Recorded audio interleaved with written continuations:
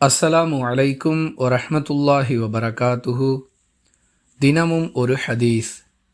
ரசூலுல்லாஹி ஸல்லல்லாஹு அலைஹி வஸல்லம் அவர்கள் இஹ்ராமில் இருந்த நிலையில் இரத்தம் குத்தி எடுப்பவர்களாக இருந்தார்கள்.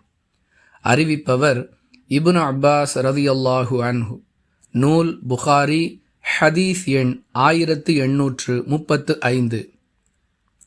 அன்பிற்குரிய அல்லாஹுவின் நல்லடியார்களே, ஒருவர் இஹ்ராமில் இருக்கும் பொழுது யாருக்காவது இரத்த தானம் செய்ய வேண்டிய தேவை ஏற்பட்டால் தாராளமாக செய்யலாம்.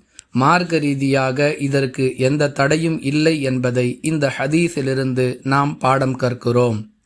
அல்லாஹ் தடை செய்யாத ஒன்றை தடை செய்து கொள்வதற்கும் அல்லாஹ் அனுமதிக்காத ஒன்றை அனுமதியாக்கிக் கொள்வதற்கும் மார்க்கத்தில் எந்த இடமும் இல்லை. அந்த வகையில் இஹ்ராமில் இருக்கக்கூடிய ஒருவர் இரத்தம் குத்தி எடுக்க அனுமதி இருக்கிறது என்ற ஹதீஸை அடிப்படையாக வைத்து இரத்த தானம் செய்வதற்கும் அனுமதி இருக்கிறது என்பதை புரிந்து கொள்ள முடியும். வாஹிரு தஅவானா அனில் ஹம்துலில்லாஹி ரப்பில் ஆலமீன்.